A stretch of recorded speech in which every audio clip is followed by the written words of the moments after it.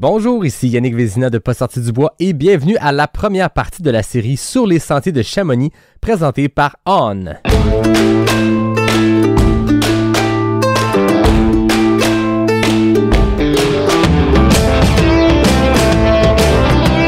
Entre elles, on se jase. Entre elles, on se rencontre. Entre elles, on existe.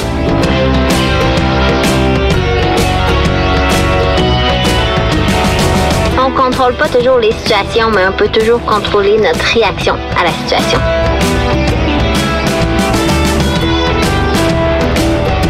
Si tu commences à te sentir bien en courant un ultramarathon, fais-toi-en pas, ça va passer.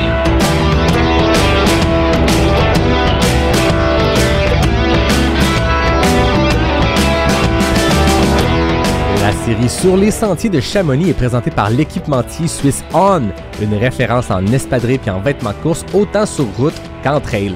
On est né en 2010 de l'esprit visionnaire d'Olivier Bernard, un ancien champion suisse d'Ironman qui voulait une chaussure offrant à la fois propulsion et confort ultime. Le résultat, la technologie Cloud Tech qui propulse chacun de tes pas avec une sensation unique de flottement. Depuis, On s'est hissé au sommet et au pied des meilleurs athlètes trail de la planète, dont la championne incontestée en ce moment, Katie Schide, ainsi que des athlètes qui sont dans les favoris de cette UTMB 2025, Jeff Mogavero, Germain Grangier, Alyssa Clark et Simon Gosselin. Avec On, tu fais pas juste explorer de nouveaux terrains, tu repousses les limites de l'innovation et du respect de l'environnement. Rendez-vous sur le on.com.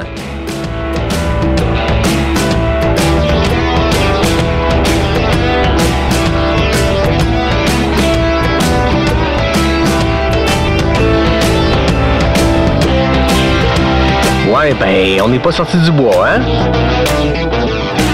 Bonjour tout le monde, bienvenue à ce tout premier épisode de la série Sur les sentiers de Chamonix. Très content de vous avoir aujourd'hui. Aujourd'hui, ça part fort parce que j'ai 4 invités avec moi.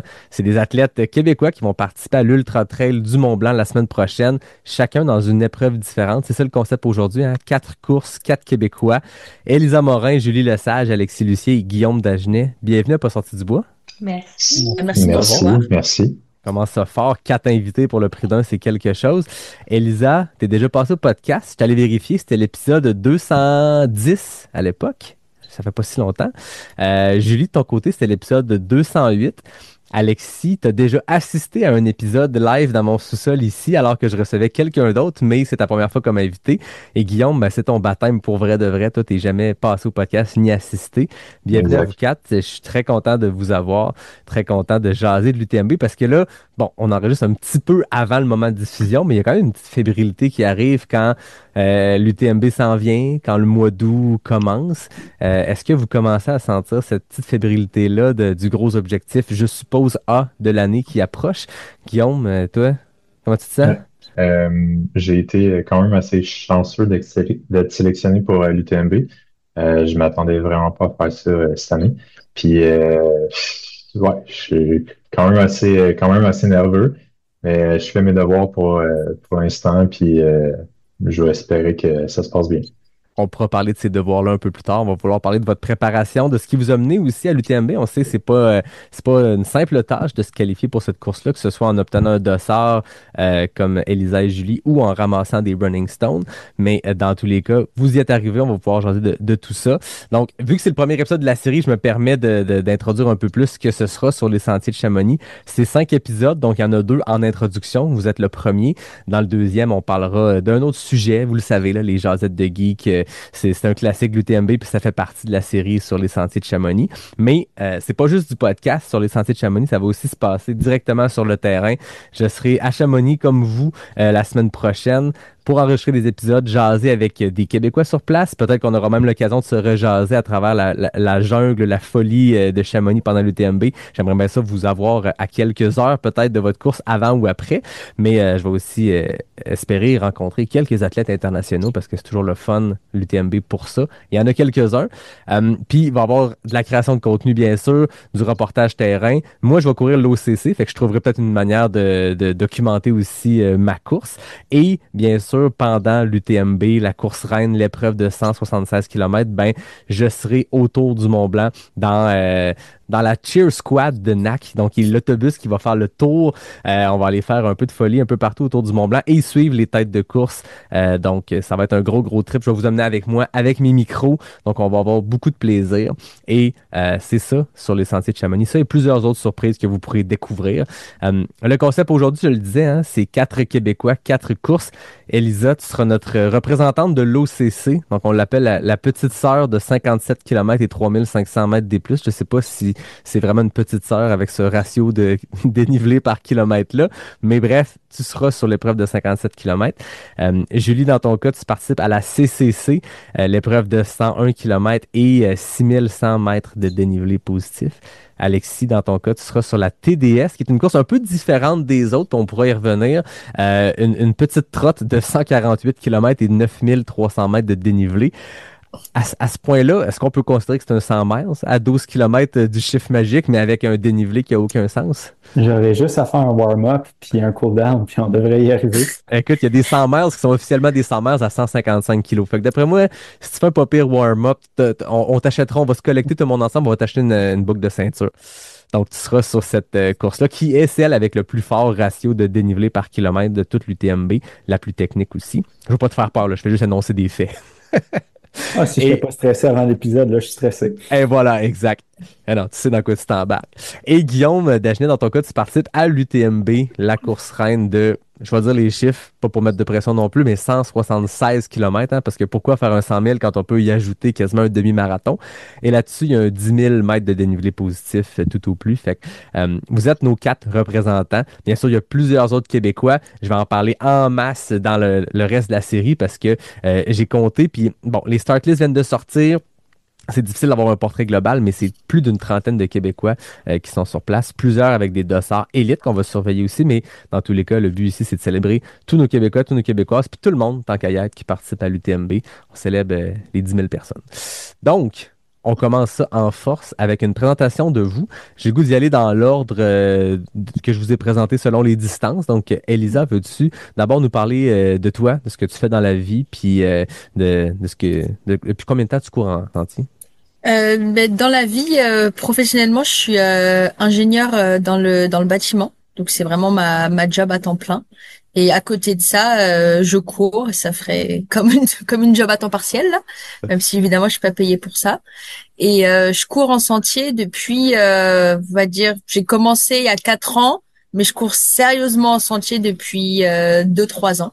Okay. Mais je courais avant, j'ai toujours couru sur la route, disons.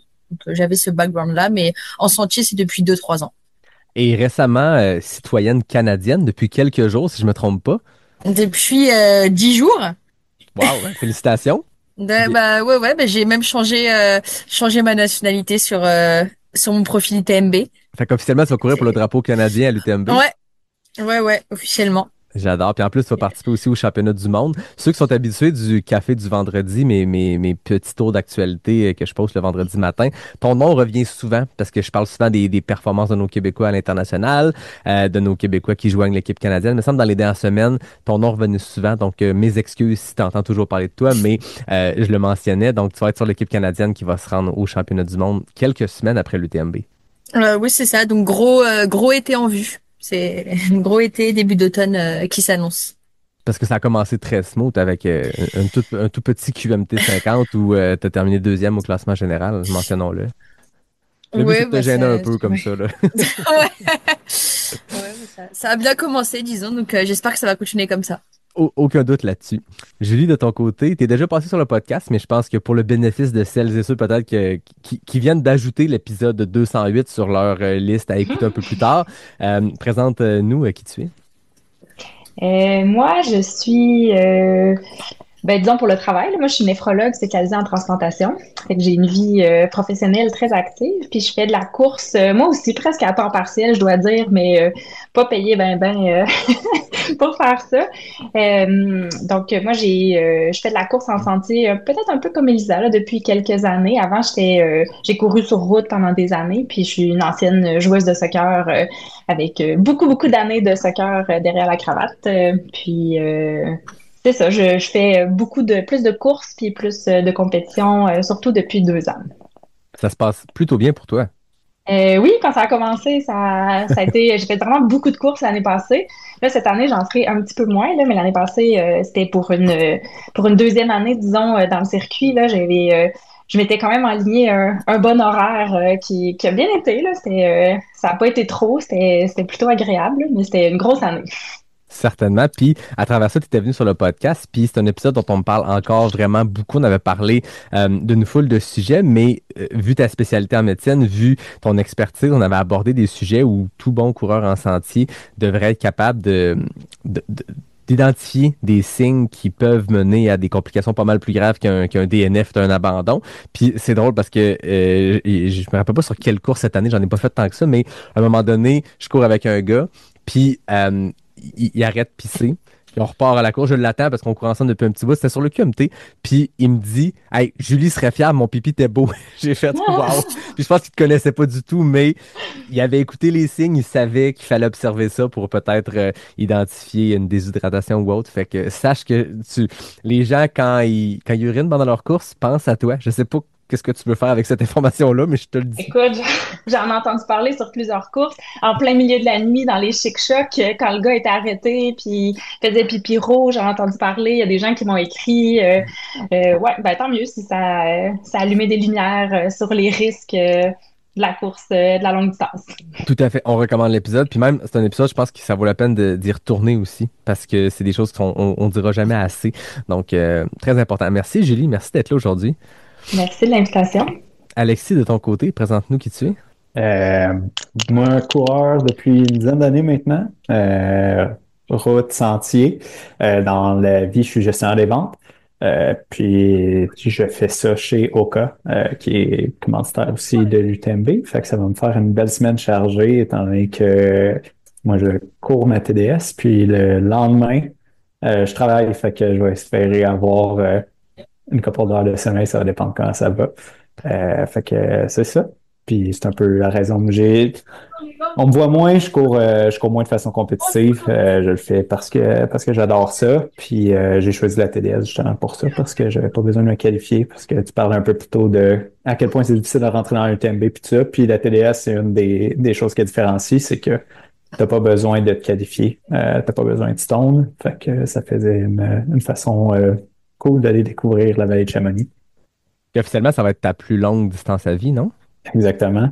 Comment tu Ouais. te sens à l'approche de ta plus longue distance à vie? Et clairement, ta plus longue journée dans le bois, parce que des fois, distance et longueur, c'est deux choses différentes. Tu as quand même fait Arikana le 125 qui est assez long pour un 125, on va se le dire. Il est technique, il est lent.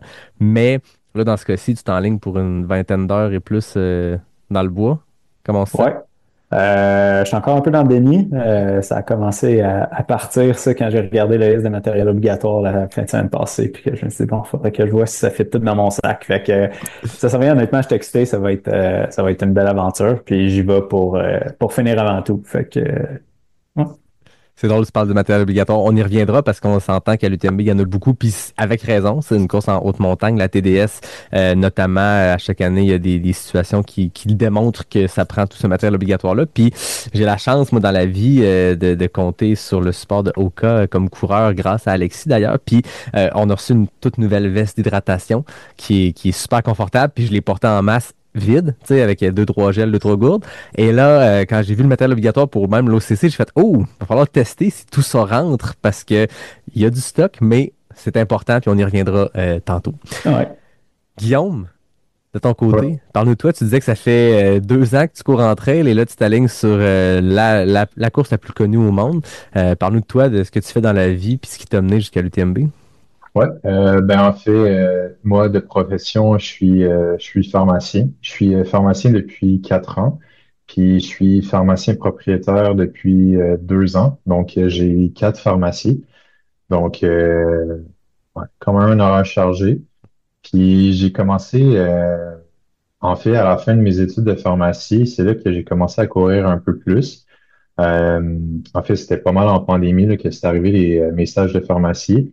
Puis, autre qu'étudier, tout ce que j'avais à faire, c'était courir. Fait que pendant cet été-là, en 2020-2021, j'avais commencé à courir. J'ai fait un 10. J'étais comme un peu impressionné de faire ça. J'ai fait un 15, après ça un demi.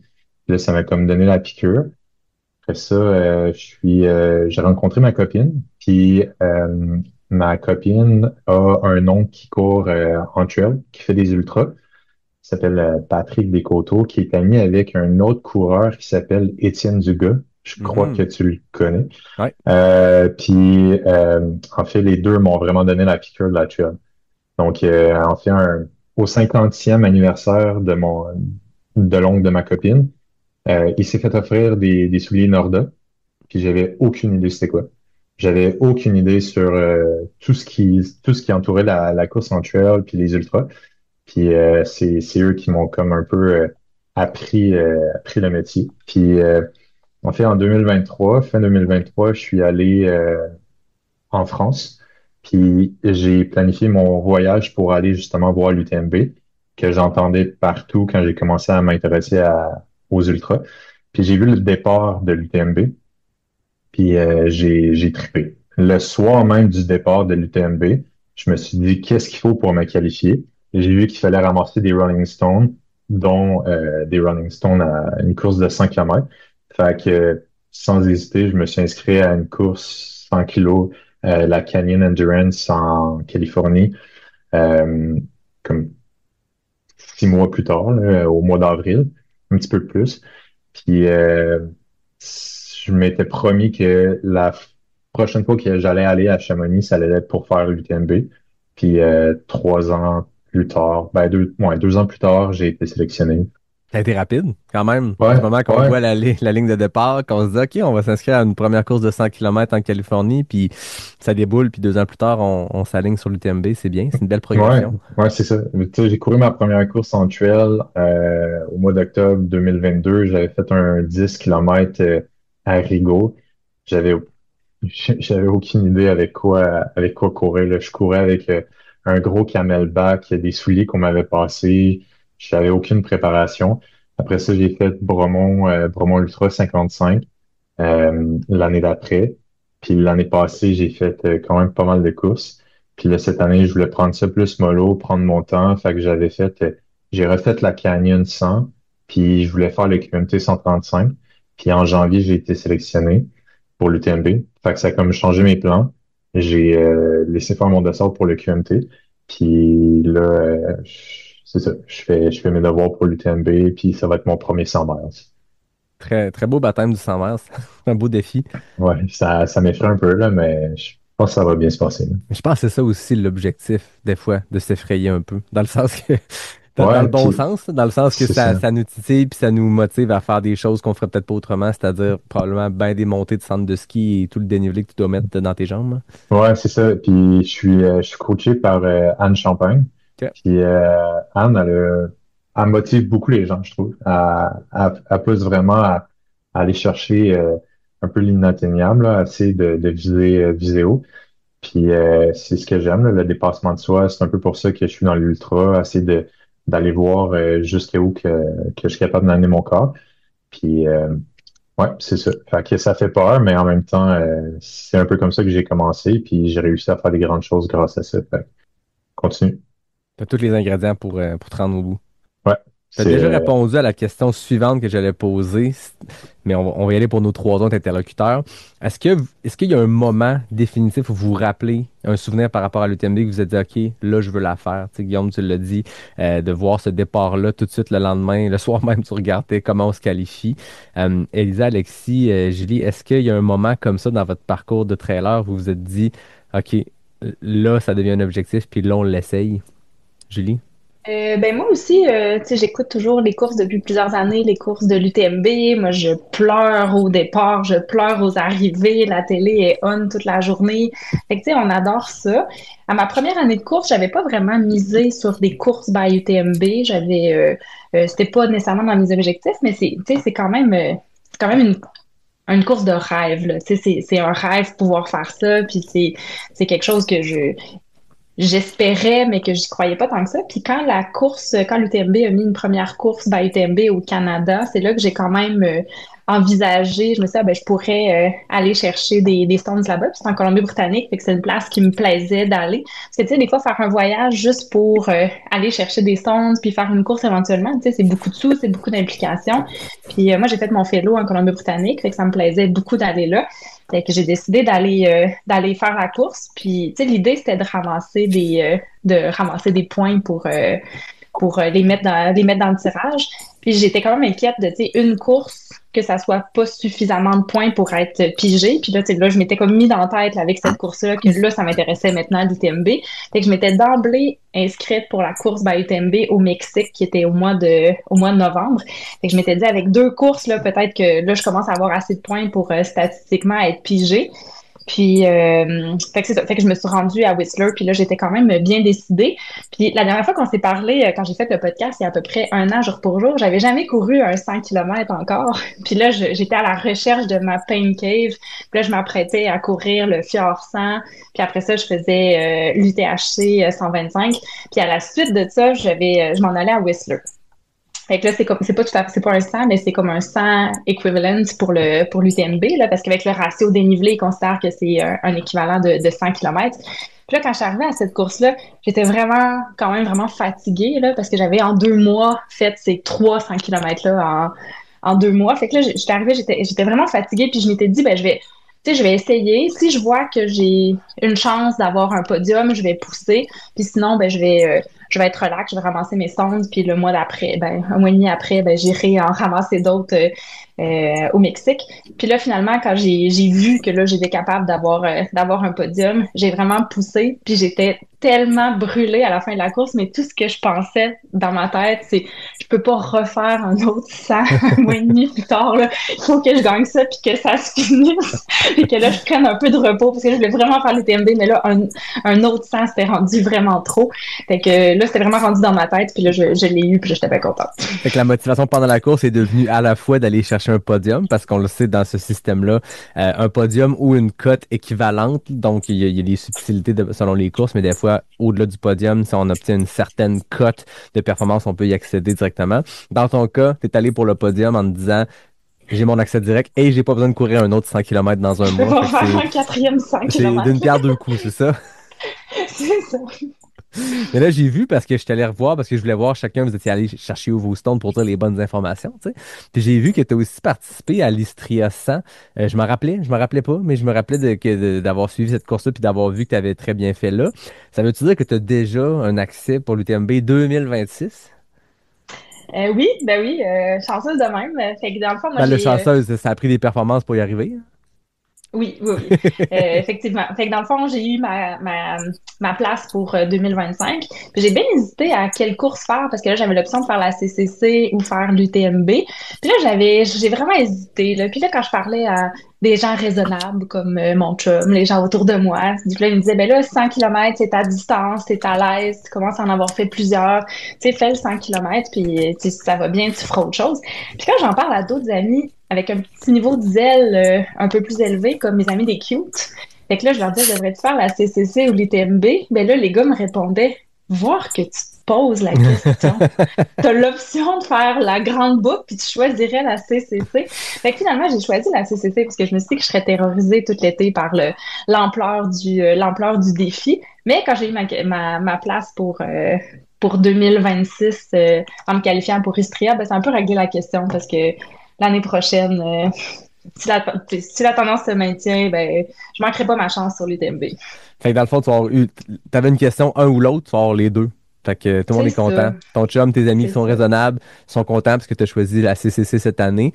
Puis tes potes des cute, ben, ils ont raison. Ça va être l'an prochain que ça va se passer. C'est ça. C'est excellent. C'est sûr que cette gang-là, puis tu sais, je voyais Elisa sourire quand tu parlais. On les côtoie, on les aime, cette belle gang-là des cute. C'est sûr que pour se craquer, c'est les meilleurs. Pour faire des choix raisonnables, un peu moins. Puis je pense que c'est ça qu'on aime. C'est pour ça qu'on revient au cute. Puis qu'on est content de savoir à chaque fois. C'est qu'on a des conseils déraisonnables de gens qui savent exactement dans quoi on s'embarque. Donc, en arrière de ça, il y a quand même une bienveillance, là, c'est sûr. Ben oui, puis c'est bon pour la santé mentale, tu sais, on est tous un peu fous, mais dans ce groupe-là, on peut toujours trouver quelqu'un qui est un petit peu plus fou que Ouais. nous, fait que ça nous conforte. Exact, exact. Tu peux parler de 100 000, puis en ce moment, il y a Robin qu'on salue, Robin Mayotte, qui était venu au podcast en début Oui. d'année, qui avait charmé tout le monde par son humour unique, puis qui, au moment où l'épisode va paraître, va avoir terminé, parce qu'on n'a aucun doute qu'il va la terminer, sa Bigfoot 200 miles. Fait que tant que Robin est là, le choix de l'UTMB ou CCC, c'est raisonnable dans les deux cas. Voilà. Toi, Alexis, as-tu un souvenir qui te vient en tête quand on parle de l'UTMB, d'un moment qui a un déclic, un déclencheur? Ouais, première année de course, j'étais allé au Festival de films de Banff. Puis cette année-là, il y a un film de North Face qui était sorti avec Tim Olson. Puis bon, c'est une autre époque complètement maintenant quand on regarde en arrière, mais ça s'appelait Curiosity. Puis c'était sur l'UTMB, la gang de l'équipe de North Face qui allait faire l'UTMB. Puis quand j'ai vu ça, je me suis dit, OK, c'est sûr que je vais y aller à un moment. Ça n'a pas donné un peu comme beaucoup de gens, je suis aussi à la quête de la loterie de la Western States. Fait que présentement, je focus mon attention là-dessus. Mais quand l'occasion s'est présentée à faire la TDS, je me suis dit, bon, ça va permettre d'y goûter un peu, puis de voir à quoi ça ressemble sans faire le mythique UTMB, qui va être clairement encore sur la bucket list pour plus tard. Mais c'est vraiment, ça a toujours été dans le rétroviseur d'aller faire l'UTMB. Tu savais que tu allais le vivre à un moment donné, là. Ouais. Puis, est-ce que le fait de le vivre en rôle double comme ça, à la fois coureur pour la TDS en début de semaine, le départ est lundi prochain, mais également à la fois comme employé d'Oka, est-ce que ça ajoute à l'expérience? Est-ce que tu sens que ça va faire une grosse semaine, ça va être beaucoup? Est-ce que tu réussis un peu à départager ton cerveau puis te focusser vraiment sur ta course à toi? Mais il y a toujours dans le rétroviseur le fait que hey, le lendemain, il faut que j'aille travailler. Ouais. Ben c'est sûr que c'est toujours là. J'ai bâti un peu mon objectif de temps sur le fait qu'il fallait que j'aille travailler le lendemain. Euh, non, ça va être cool. Ça va permettre de vivre l'expérience UTMB aussi complètement. Faut qu'on a un plan un peu comme toi, où on va suivre l'UTMB sur une partie. Au cas où on a une cheer station qui est rendue fameuse maintenant, qu'on l'aime ou qu'on l'aime pas. Fait qu'on va être là avec une gang, puis on va aller encourager les athlètes là. Fait que ça va être cool de vivre un peu les deux côtés où je vais être complètement brûlé puis exploser de ma course. Je pense qu'il va falloir que j'amène mes bâtons pour monter en haut à cheer station. Mais en même temps, je vais pouvoir continuer à vivre l'excitation de la semaine de l'UTMB puis d'encourager tous les autres athlètes qui vont faire la course. C'est la beauté aussi de cet événement-là. Tu sais, je pense que vous l'avez déjà vécu. Guillaume, tu disais que tu avais déjà été là-bas sur place. Je pense qu'Alexis aussi, tu as déjà été à Ouais. l'UTMB. Une des beautés de cet événement-là, c'est que toutes les épreuves sont pas la même journée. Fait que tu sais, quand tu es dans une épreuve, dans un événement où tout est en même temps, ben des fois, tu demandes à ton crew, hey, un tel, ça va comment sur telle course? Là, dans ce cas-ci, la TDS est en début de semaine. Ensuite, il y a d'autres distances. Le jeudi, c'est l'OCC. Donc, Elisa et moi, on va vivre un gros jeudi, mais après ça, on va pouvoir suivre le reste de la course, le reste de la fin de semaine, les autres épreuves. Même chose pour la CCC. Moi, j'ai un souvenir d'être dans ma CCC, de la terminer, puis tout de suite regarder qui mène l'UTMB en cours, parce que j'avais fini dans la nuit, puis l'UTMB était commencé dans la soirée, d'essayer d'aller dormir, mais de me mettre un cadran alors que je suis supposé récupérer et dormir, juste pour voir où ça en est rendu, puis de voir Mathieu Blanchard puis Kylian Jornet se tirer comme ça l'un l'autre jusqu'à la fin. C'est la beauté de l'événement. Donc, on sera tous un peu cassés pour suivre Guillaume sur l'UTMB, mais on sera tous là. C'est la beauté de cet événement-là. Donc, très cool, Alexis. Ça va être une belle semaine pour toi aussi. Elisa, de ton côté, est-ce qu'il y a un souvenir qui vient avec l'UTMB, un moment, un déclic, un déclencheur? Ben, je dirais un peu comme Julie, j'y pensais pas du tout quand j'ai commencé le trail là, c'était vraiment moi sur des courtes distances. Je fais beaucoup de 25 là sur 2 ans. Puis c'est plus en suivant les gens du Québec qui allaient de plus en plus en fait à l'UTMB, donc mettre en avant surtout Mathieu et Marianne où j'ai commencé plus à m'y intéresser. Euh, et beaucoup suivre aussi le parcours de Mélo là, de voir comment elle allait à l'OCC, toute l'expérience et tout autour de ça, comment elle se qualifiait, etc. Et j'ai un peu regardé les courses, comment ça fonctionnait. Et je me suis dit avec le niveau que j'ai, je pense que je peux me qualifier directement.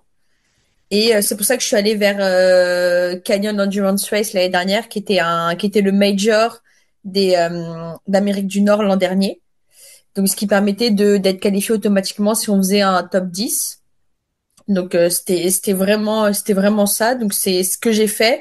Et c'est après ça que je me suis dit, bon, bah, maintenant, j'y vais. C'est dans 1 an et demi, mais j'y vais. Et voilà. Et moi, c'est aussi le fait ce qui me motive à y aller, bah, c'est le fait aussi de rentrer en France, donc de voir ma famille. Donc, c'est un gros voyage aussi que je fais là. C'est pas juste faire un aller-retour sur une semaine là. C'est aussi rester longtemps. Donc, c'est ça. Et surtout vivre l'expérience. Je vais vivre ma course là. Mais comme vous dites, c'est surtout vivre le vendredi, le samedi et le dimanche, toute l'ambiance qu'il va y avoir après. Puis tu le disais, tu faisais beaucoup des 25 km, tu étais dans ces ranges de distance-là. Puis c'est drôle, quand tu as terminé le QMT, on se parlait juste un peu après, puis tu disais, bon là maintenant, il faut que je me prépare sur un autre 50, mais beaucoup plus long. Dans ton processus, quand tu as bâti ta saison 2025, je suppose qu'il y avait aussi ce souci-là d'aller gagner en expérience sur des épreuves un peu plus longues. L'année passée, on t'a vu briller au défi des couleurs, des épreuves qui se faisaient en moins de 60 minutes. Là, dans ce cas-ci, l'OCC, je sais pas par cœur du côté féminin les chronos, mais c'est beaucoup plus long que ce qu'on peut vivre sur un 25 km et même ce qu'on peut vivre sur un 50 km au Québec. Tu avais mis le trail de la clinique du coureur comme jalon, tu avais mis le QMT. Ça faisait partie de cette réflexion-là d'aller gagner de l'expérience dans ces distances-là?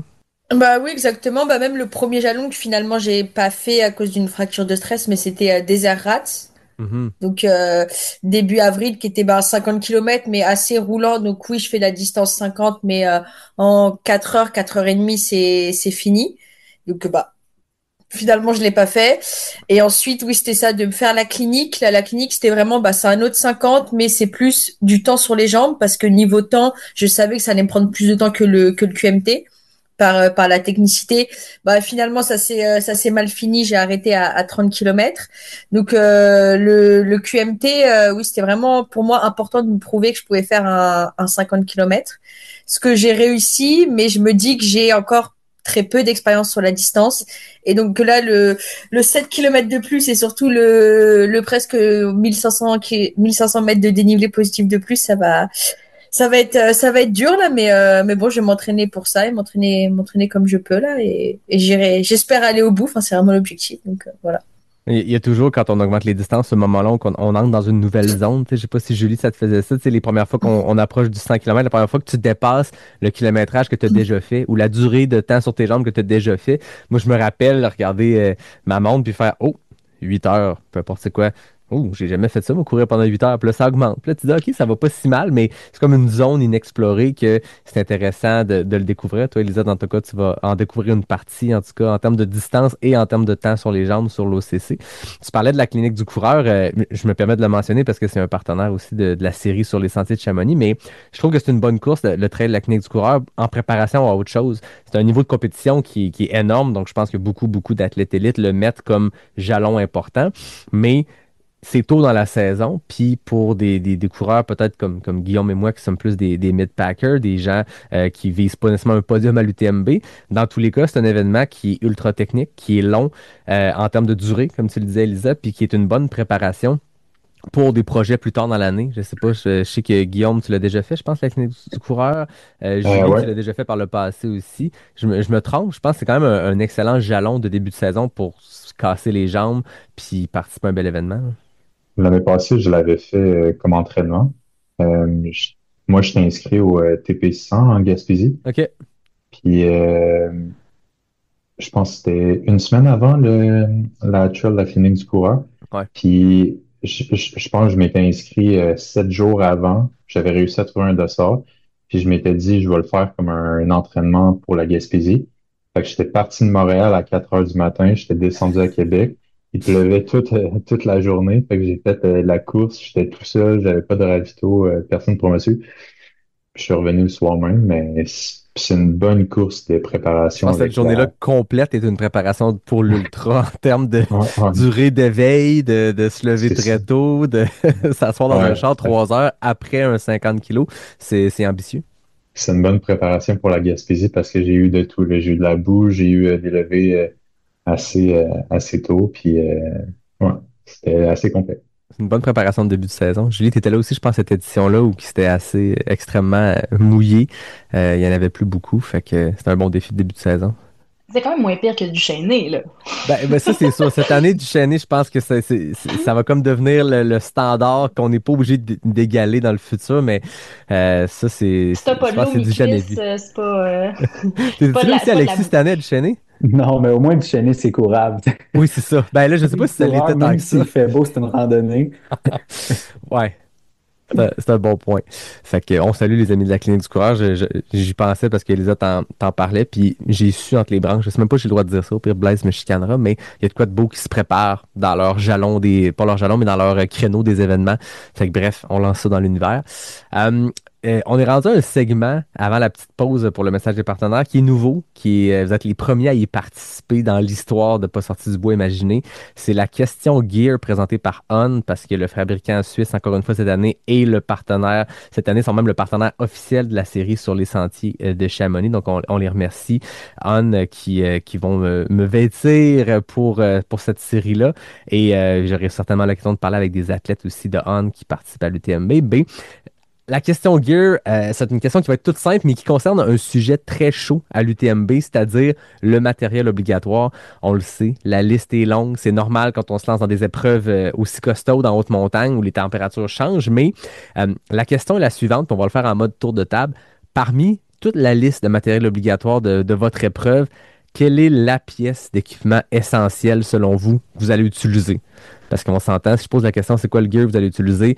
L'espadrille est assez facile. Tout le monde va en avoir idéalement. Je pense pas qu'il laisse courir les gens du pied. Mais parmi toute la liste de matériel obligatoire, je ne sais pas si vous avez même commencé à la regarder, à regarder qu'est-ce que vous allez avoir besoin là-dedans. C'est quoi la pièce de gear que vous allez avoir besoin, assurément? Alexis, tu disais que tu avais vu la liste de matériel obligatoire. Je te lance la balle en premier. Ouais. Euh, D'après moi, ça va être le manteau imperméable. Les chances sont que que ce soit juste pour me garder au chaud ou je le souhaite pas, mais que s'il fait un temps mauvais, c'est sûr que je vais en servir. Quand j'étais là en 2023, c'était une année épouvantable. Il neigeait. Nico Dam qui l'a fait Ouais. cette année-là. Je pense il a fait le tort des géants aussi, puis Oui. ça doit être les deux pires courses qu'il a faites de sa vie. Tu sais, quand tu pars. Tu pars du bel été québécois pour te rendre à Chamonix pour aller jouer dans la neige. Je sais pas exactement ce qu'on a en tête quand on s'en va faire une course. Je pense que ça va être la pièce qui va être le. Je sais déjà où je vais la mettre dans mon sac, bien accessible. C'est ça, parce que des fois, il y a des pièces de matériel obligatoire qu'on doit traîner, puis c'est vraiment correct, mais c'est en cas d'urgence, puis on peut la mettre plus loin dans le sac, mais celle-là, je pense que c'est mieux de le garder proche. Puis moi, c'est la seule course que j'ai faite dans ma vie qui a des standards décrits sur le manteau, pas juste ça prend une capuche, des fois c'est ça qu'on voit au Québec. Là, il y a des unités de mesure, je me rappelle plus lesquelles, mais je me rappelle être arrivé au courant nordique en disant peux-tu m'aider? J'ai aucune idée c'est quoi ces chiffres-là. Puis il m'avait trouvé le bon manteau à l'époque. Mais c'est important parce qu'ils surveillent. Puis moi, je me rappelle, quand ils font le check-up, quand tu vas chercher ton dossard, ils te demandent pas l'ensemble du matériel obligatoire, mais ils demandent au hasard de sortir 6 éléments sur la vingtaine qui sont obligatoires, puis il faut que tu les aides, puis ils surveillent. Puis moi, je me rappelle le manteau, il avait regardé, puis il savait pas si c'était les bonnes affaires, fait qu'il sort son sel, puis il se met à checker. Là, j'avais chaud. Tu te dis, là, j'étais à Chamonix, je veux dire, mon départ est dans moins de 12 heures, puis là, ça se peut que mon manteau soit pas correct. Finalement, c'était correct. Je veux pas vous stresser, mais surveillez ça. Ceux qui écoutent, ceux qui sont même devant moi en ce moment, les 10 000, 20 000 unités de je sais pas quoi, faut surveiller ça. Ouais, puis ils ont beaucoup serré la vis aussi. Je pense que c'est Vincent Bouillard l'année dernière qui avait. C'était le kit chaud, puis son autre litre, je pense, d'hydratation, c'était un sac Ziploc. Oui. Fait que c'est le genre d'affaire sur laquelle l'UTMB a vraiment serré la vis. Fait que ouais, c'est important, le matériel obligatoire d'y porter attention, même si on a l'impression de partir en camping avec tout ce qu'on a dans notre sac à dos. Tout le monde a les mêmes règles, fait que c'est ça qu'il faut se dire. Ça me rappelle une anecdote que je me permets de raconter, mais Kilian, la première fois qu'il l'a remporté en 2008, c'était la grosse surprise. Tu sais, à l'époque, le trail, c'était un sport de montagnard. Les années d'avant, c'était Marco Olmo qui avait 50 ans qui gagnait. Le jeune Catalan de 18 ans qui court avec une belt, puis genre un 500 ml et c'est tout.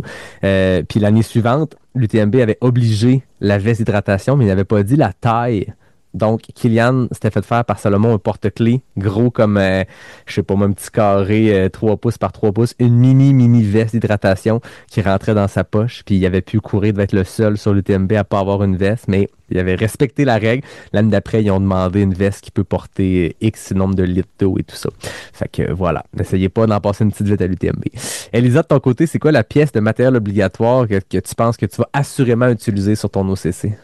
Je pense que ça va être mon smartphone pour écouter de la musique ou des podcasts parce que je pense que je vais trouver le temps long. C'est excellent. Tu feras attention, ça, parce que ça te prend des écouteurs spéciaux. Faut que tu portes tes Shocks parce qu'ils te laissent pas porter des écouteurs. Pas le droit, ouais, non, bah, j'ai prévu les chocs, là, mais je regardais le reste du matériel et j'étais en mode, bah, tous les autres trucs, c'est un peu plate de dire ma gourde, mon gobelet. Ben là, vous avez dit quand même deux bonnes choses. On va laisser la chance à Guillaume et Julie d'un coup qu'il faut qu'ils nomment ça parce qu'on a déjà nommé deux très bonnes affaires. De ton côté, Julie, c'est quoi la pièce que tu penses que tu vas utiliser? Mais moi, j'aimerais dire que je vais utiliser presque rien de mon sac. J'aimerais utiliser le moins possible. Le manteau, il va faire beau, là, je pense pas que je vais l'utiliser. Tout le stock, les leggings longs, les overpants, tu sais, il y a vraiment beaucoup de matériel. Là, je prévois rien utiliser de ça. J'aimerais dire que je vais pas utiliser ma lampe frontale, mais je pense que j'aurai pas le choix parce que le départ est trop tard. À Estrie à 100, par exemple, on partait assez tôt que j'ai réussi à faire mon 112 km sans utiliser ma lampe frontale. Fait que ça, c'était le fun en Titi. Mais là, je pense que je vais devoir dire que je suis obligée d'utiliser ma lampe frontale. Là, t'es habitué, t'as fait ta Ricana 125. Là, c'était sûr de l'utiliser. Mais écoute, je te le souhaite de pas l'utiliser. Je te souhaite parce que ça va vouloir dire que tu vas probablement remporter la course parce que ça voudrait dire rentrer ça en dedans de 12 heures. Oui, c'est ça. Fait que là, déjà l'idée, mon ami m'a mis dans la tête d'arriver avant minuit pour pas que mon carrosse se transforme en citrouille. Mais même si j'arrive à minuit, je vais quand même être obligée d'utiliser ma lampe frontale. Mais ça me fait pas peur tant que ça, parce que, tu sais, déjà, quelqu'un qui a fait des chic-chocs au Québec, là, ça ressemble quand même en petit, là, la liste d'équipements. Ouais. C'est pas, il y a pas grand-chose de plus. Peut-être qu'ils surveillent moins les particularités du manteau puis tout ça, mais ça ressemble à ça. Puis quand j'ai couru à Whistler by UTMB, il y avait tout ce matériel-là, puis il y avait le Cold Weather Kit qui était activé cette journée-là.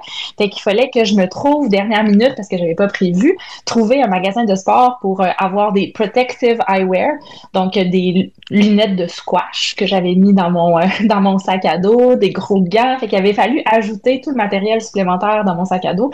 Mais comme bonne Québécoise, j'étais la seule en short, pas de gants, absolument rien utilisé de ça. D'habitude, nous autres, on frette. C'est ça. On devrait être correct, pas trop utiliser cet équipement-là autant que possible. Mais c'est bon que tu le mentionnes parce qu'il y a ça à l'UTMB, tu as le matériel obligatoire, puis après ça, tu as deux kits, le kit chaleur et le kit grand froid. Je sais pas si c'est encore le nom qu'ils utilisent, mais bref, c'est des kits qui peuvent dire, même la veille de la course, bon, on l'active parce qu'il annonce X degrés, fait que c'est du matériel supplémentaire qui s'ajoute. Donc, c'est important de bien surveiller ça parce que, bien sûr, il disqualifie si on l'a pas. Guillaume, de ton côté. Votre chapeau Sahara. Oui, exact. Si jamais c'est activé, tout le monde n'a pas ça dans sa valise de voyage, un chapeau Sahara. Fait que prévoyez ça au cas où qu'il fasse très chaud. Mais sachez que moi, j'avais trouvé un chapeau Sahara qui est juste un ajout de la petite palette Sahara à une calette normale. Ça se vendait au Corps Nordique à l'époque. C'était un genre de bandeau, un genre de cerceau que tu intègres à ta casquette existante. Puis tu as juste la petite floppy en arrière qui te protège le cou. Fait que sachez que ça existe. Si je me trompe pas, c'est Salomon qui fait ça. On les salue. Guillaume, de ton côté, c'est quoi la pièce de matériel obligatoire que tu vas utiliser? Toi, t'es celui qui a la liste la plus longue de matériel obligatoire. J'avais même pas regardé encore la liste, puis là, je viens de la voir. Puis je vois que ça parle d'une somme minimale de 20 euros. J'espère ne pas avoir à utiliser ça pour un taxi ou peu importe. Hein. Non, mais je, je pense que ça risque de la vaseline. Je pense que toutes les longues courses que j'ai faites à date, mes pieds finissaient pas très jolis. Donc, la vaseline m'a souvent sauvé. Puis sinon, sur mon premier 100 en Californie, j'ai pas assez proche de l'hypothermie. Fait que la seconde couche, là, je pense qu'il y a une couche plus chaude là, qu'il faut avoir. Là. Ça m'étonnerait pas que j'aille à l'utiliser. Surtout si je cours 2 nuits de temps, puis c'est ça risque d'être pas mal ça. Un des deux. C'est très bon. Donc, c'était la question gear présentée par On. J'ai goût d'en poser une deuxième parce que ça m'est venu en tête. Je pose souvent dans mes questions éclairs, bâton, pas de bâton. Tour de table rapide avant qu'on prenne la pause. Est-ce que vous allez utiliser les bâtons à l'UTMB, Alexis? Bâton. Bâton. Julie? Oui, bâton. Bâton. Guillaume? Bâton. Elisa? Non, Non. non, jamais fait. J'ai pas le temps. C'est pas le temps d'essayer pour la première fois. Non, mais j'ai regardé les premières positions. Ils prennent pas de bâton. Je vais pas prendre de bâton. Voilà, j'adore la stratégie. On se laisse influencer par ça en avant. Faut dire qu'en avant du peloton à la OCC, ça va vite pas mal. Fait que le bâton, ça va C'est juste ça. perdre du temps et de la vitesse. Mm. Donc, merci à vous quatre pour ce tour de table. Donc, on s'en reparle de l'autre côté parce que je vais vouloir qu'on parle de votre préparation et surtout de vos objectifs pour cette course-là. Fait qu'on se prend une mini pause pour un message des partenaires et on se retrouve de l'autre côté.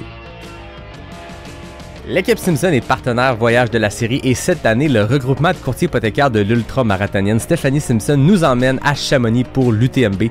Steph, est-ce que l'achat d'une propriété peut vraiment ressembler à la course? Oui, mais c'est pas vraiment comme une sortie relax en zone 1, là. C'est plutôt comme un ultra.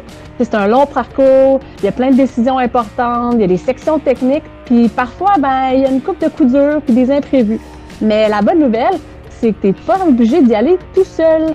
Avec mon équipe, t'as accès avec une gang d'experts qui va t'accompagner du début à la fin. Un crew qui comprend les enjeux financiers, mais qui comprend aussi l'humain derrière les chiffres. Puis comme je suis moi-même une passionnée d'ultra-endurance, je sais exactement ce que ça prend pour atteindre un objectif ambitieux. Bon, ça a bien du sens tout ça. À quel endroit les gens peuvent te contacter? Visitez le site equipesimpson.com et écrivez-nous. NAC est partenaire de la série sur les sentiers de Chamonix et pour l'occasion, ils bonifient leur offre habituelle de code promo en t'offrant, attention, 20% sur ta prochaine commande en ligne. Oui, 20% avec le code promo pas sorti du NAC, PASSORTIDUNAAK. C'est pour une durée limitée dans le cadre de l'UTMB sur tous les produits nutrition sur le NAC.com. Tu le sais, NAC c'est la référence en nutrition pour sport d'endurance avec une gamme complète de produits avec des gaufres, des bars, des gels, des boissons d'effort, des purées, des poudres protéinées et même des beurres de noix. Bref, avec NAC, tu te poses pas de questions, tu le sais que tous leurs produits ont le parfait ratio de glucides, de protéines, d'électrolytes et de tout ce que tu as besoin pour tes défis sportifs. Merci à toute l'équipe de NAC. On est de retour avec Alexis, Julie, Elisa et Guillaume pour parler de cette UTMB qui s'en vient vraiment, vraiment très vite. Et là, on entre dans le vif du sujet. Les deux prochains volets, c'est la préparation et les objectifs. Commençons avec la préparation. C'est un défi pour n'importe qui de se préparer pour peu importe l'épreuve. C'est des grosses épreuves, c'est des gros défis, mais en plus, on n'a pas la chance de vivre dans les Alpes ou dans des situations de haute montagne. Donc, il faut adapter nécessairement un peu l'entraînement parce que clairement, il n'y a rien qui nous prépare au Québec pour aller monter pendant 1500 mètres de D+, en continu. Donc, j'ai le goût de vous poser la question, qu'est-ce que vous avez fait comme préparation différente cette année en fonction de cette course? On a bien compris, vous avez de l'expérience dans le trail, mais quand on sait qu'on a ça à la fin du mois d'août, qu'est-ce qu'on met comme pierre pour monter le mur tranquillement puis d'être prêt pour l'UTMB? Guillaume, qu'est-ce que tu as fait de spécifique cette année pour te préparer à l'UTMB? Ça a surtout été d'augmenter mon volume. Je- Quand j'ai fait mes courses de 100 à 100 kilos l'année passée, je pense que j'avais fait une semaine à 100 ou 110, puis tout de suite après, j'étais redescendu. Là, ça fait environ 5 semaines que je suis pas mal à 100. Puis j'essaie aussi d'aller viser comme un 3000 de dénivelé minimum là, par semaine. Fait que c'est surtout ça, là, tu sais, des semaines minimum 100, des semaines minimum 3000. Donc, il y a ça. Puis beaucoup de montée-descente de pistes de ski. Là, en ce moment, je me considère pas comme un très bon monteur, un très bon grimpeur. Fait que c'est surtout ça que je travaille. Je descends plus facilement, mais on me quand même dit de pas négliger les descentes parce que les descentes à l'UTMB, c'est ça qui casse les quads. Fait que je pratique aussi des descentes rapides de pistes de ski. Fait que on est là-dedans en ce moment. Mention spéciale à la descente après le Grand Col Ferret qui fait 21 km de descente en continu. Donc, c'est le temps de faire votre PB demi-marathon. C'est très roulant. Faut juste faire attention aux marmottes. Moi, c'est là que j'avais failli en avoir une sur la gueule. Puis, tu descends, tu descends. Puis moi, je cours pas de montre. Je sais pas c'est quoi le kilométrage. Fait que moi, je pense que la descente est finie, arrive au ravito. Donc, tu arrives au gros ravito, c'est une grosse base vie. Et ça continue après. Tu sors du ravito et tu descends et tu descends. Fait que quand tu dis que les descentes peuvent impacter, c'est non négligeable. C'est quelque chose qu'on peut pas faire ici, descendre en continu. Sauf peut-être mettre le tapis à inclinaison négative, mais encore là, ça simule pas la même affaire. De ton côté, Julie, qu'est-ce qu'on a fait comme préparation spécifique avec la CCC qui arrive? Pour être honnête, j'ai pas fait de préparation spécifique pour la CCC. Cette année, tu sais, je peux pas dire que c'est un grand rêve pour moi, mais je peux pas dire que c'est nécessairement mon objectif principal de l'année. J'avais quand même 3 grandes courses, là. J'ai fait l'Istria 100 by UTMB en Croatie au mois d'avril. Après ça, je fais la CCC, puis après ça, je m'en vais faire la trail du Bourbon, le 100 km la diagonale des Fous au mois d'octobre. Fait que, tu sais, toutes ces courses-là étaient à peu près toutes égales pour moi. Puis j'ai maintenu un peu le même rythme que je fais d'habitude, là, dans le fond, tu sais, avec tu sais, j'ai quand même un bon volume par semaine. Puis, tu sais, moi, dans le fond, je pense que ce qui me définit beaucoup, c'est que je suis extrêmement disciplinée. Puis, tu sais, je l'ai pas dit tantôt, là, mais tu sais, mon travail est très prenant, je travaille beaucoup, mais j'ai aussi 2 jeunes enfants à la maison. Puis j'ai aussi un mari traumatologue qui est absent aussi beaucoup de la maison. Fait que bref, ma cédule d'entraînement, c'est pas quand j'ai le temps ou quand je suis en forme. Dès que j'ai un peu de temps, je fit mes entraînements. Puis je trouve que c'est comme peut-être un peu la clé du succès. Plus on est occupé, plus on réussit à en faire finalement, là. Quand j'ai un moment, j'ai pas le choix, je les cédules-là. Puis dans le fond, ce qui définit mes semaines qui sont plus mollo, mes moments plus mollo, c'est si je suis de garde, si mon chum est de garde, si j'ai pas de gardienne. Fait que je fit énormément de choses avec très peu de temps. Fait que c'est ça, je suis quand même très disciplinée pour ça. Puis dans le fond, ce que j'ai fait, nous, on a une maison au Mont-Sainte-Anne, là. Fait que dans le fond, c'est quand même ma montagne. Fait que des up and down du Mont-Sainte-Anne, c'est quand même le mieux qu'on peut faire dans le coin pour faire du dénivelé. Fait que j'en fais pas mal tout l'hiver. Puis après ça, avec une gang d'amis au printemps, on a commencé la saison avec un voyage à Moab, avec un petit stage race, puis un voyage pour une mise en bouche de la saison de trail. Puis après ça, j'ai toujours un peu la même routine qui est dans le fond, probablement si un coach regardait ça, il serait bien découragé là, parce que comme je vous disais, c'est pas cyclique, c'est comme toujours un peu la même affaire, le plus que je peux faire quand j'ai du temps, puis après ça, quand ça marche plus, ça marche plus.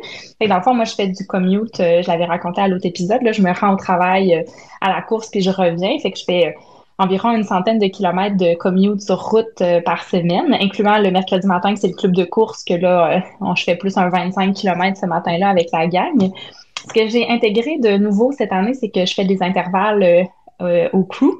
Je pense que vous en avez déjà parlé dans d'autres épisodes, là. C'est un centre d'entraînement sur tapis. Puis moi, j'ai toujours eu de la misère à me motiver à faire des intervalles, là. Donc là, quand je vais là, puis c'est Charles Castonguay qui est là, puis là, il me pousse à faire les intervalles, là, c'est extraordinaire, là, ça marche. Fait que ça, je pense qu'il y a quand même une différence dans la coureuse que je suis d'avoir fait des intervalles. J'en ai profité pour faire le marathon de Boston avec quelques intervalles avant cette année. Mais je l'ai fait une semaine après Istria 100, là. Fait que c'était, on s'entend plus pour, plus pour l'expérience. Le bucket list. Ouais, c'est ça. C'était plus pour l'expérience, là, parce que évidemment, j'étais pas 100% satisfaite des jambes à une semaine de Istria à 100. Puis après ça, ce que je fais pour le dénivelé, le jeudi matin, d'habitude, je fais des up and down du relais.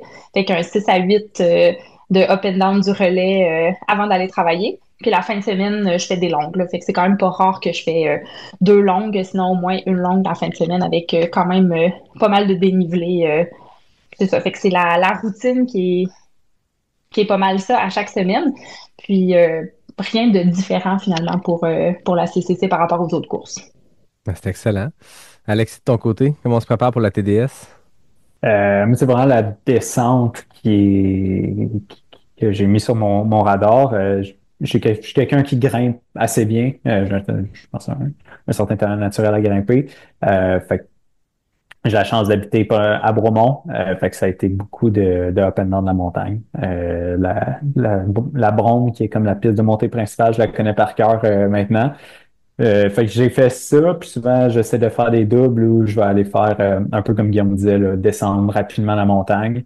Puis après ça, le soir, je vais me faire du vélo soit en intervalle ou une sortie en côte en vélo pour aller bâtir un peu de résistance musculaire, de l'endurance musculaire pour reprendre le lendemain avec peut-être une séance d'intervalle, mais toujours avec l'optique de faut apprendre à encaisser les descentes. Fait que c'était pas mal de up and down avec des longues la fin de semaine où je rajoute de la charge pour encore une fois juste apprendre au corps à résister à la descente, là.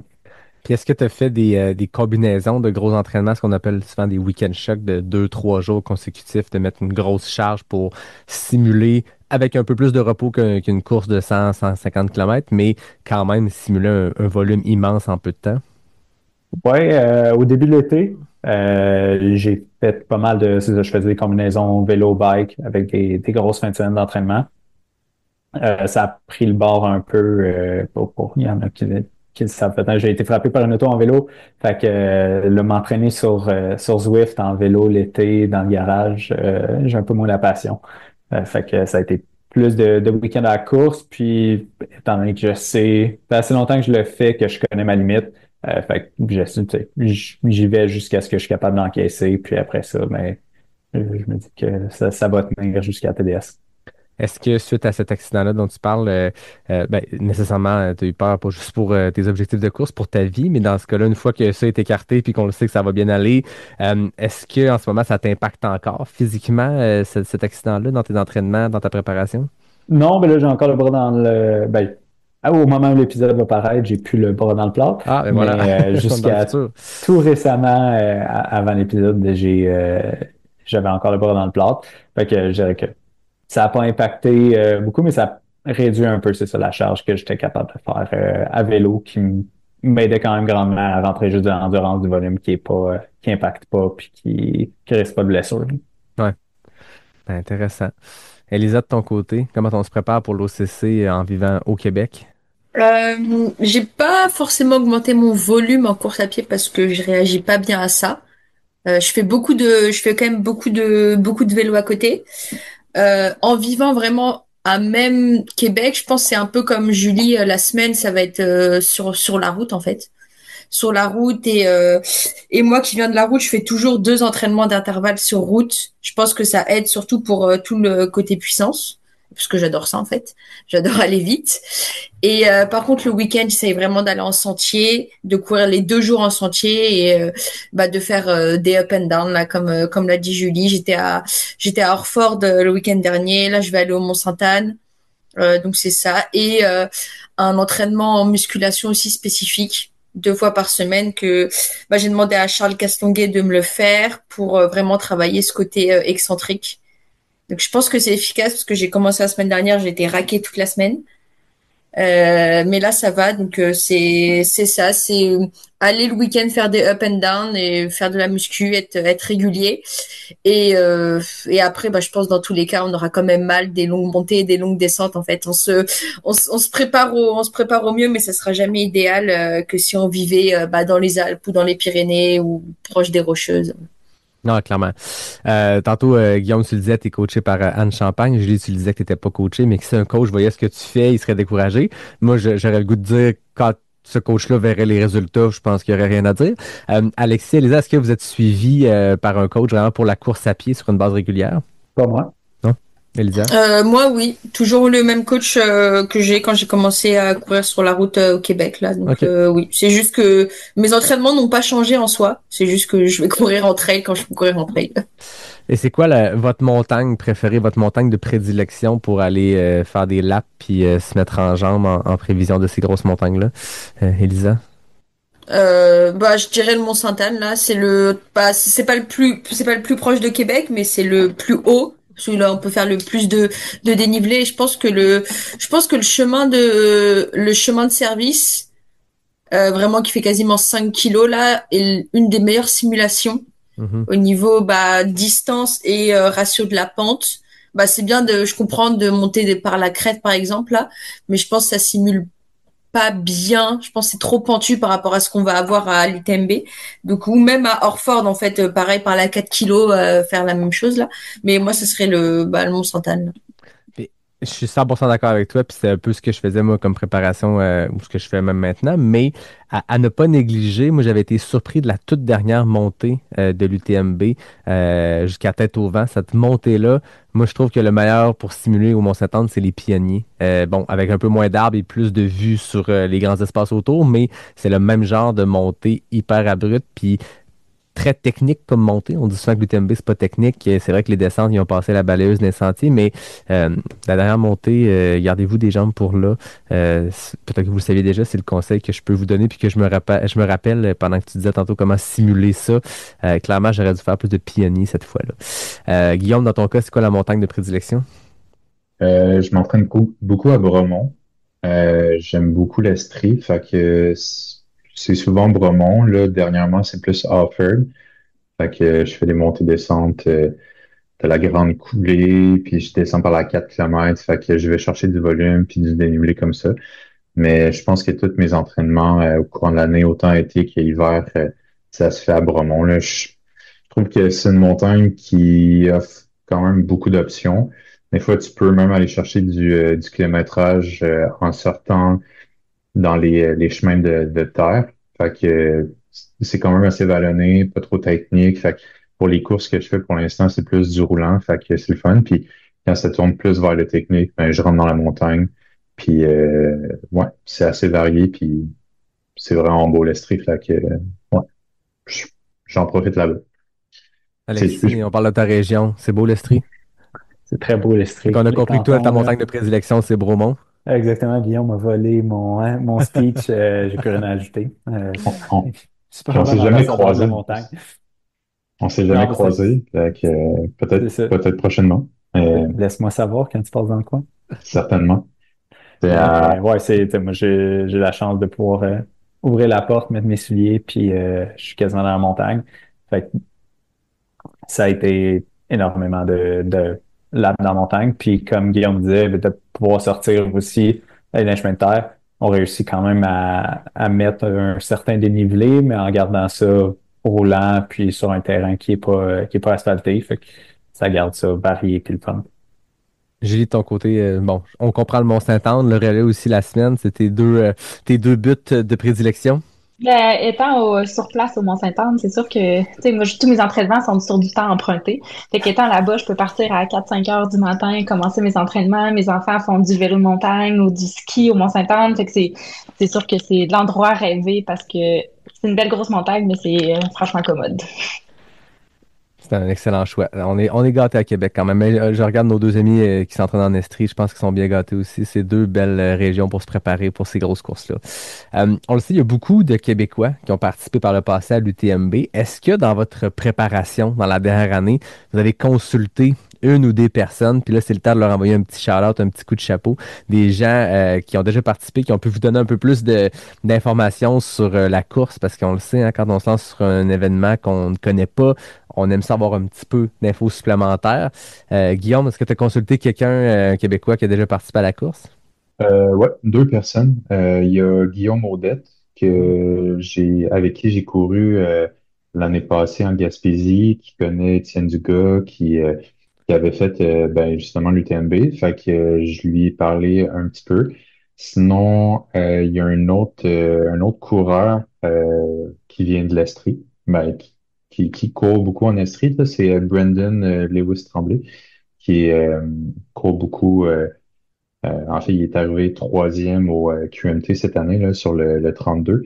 Puis il avait fait l'UTMB par le passé. Puis c'est lui qui m'avait dit de vraiment prioriser les descentes.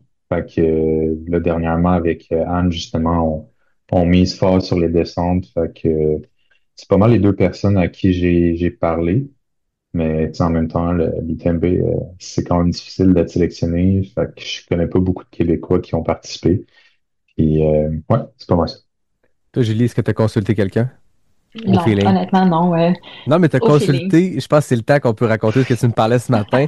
Pas toi, mais une des membres de ton crew a consulté l'ami ChatGPT pour te faire une planification de course. Raconte-nous un peu cette Oui, anecdote-là parce pendant que qu'on laisse Alexis et Elisa penser à leur réponse à la question. J'ai une bonne amie qui va venir me clouer à Chamonix parce qu'elle rêve de participer à l'événement, puis elle vient ici, puis là, ça fait plusieurs semaines qu'elle m'en parle, puis là, elle voudrait qu'on planifie ça, puis qu'elle me parle des éléments de la course. Puis là, j'ai expliqué, là, moi, j'ai pas de place mentale pour plus qu'une course à la fois. Fait qu'il fallait vraiment que j'ai terminé, que je sois rendue à celle-là pour commencer à regarder ça. Fait qu'elle, elle a regardé ça pour moi, puis elle m'a fait mes temps de passage avec ChatGPT. Fait que ça, moi, je savais pas qu'on pouvait faire ça.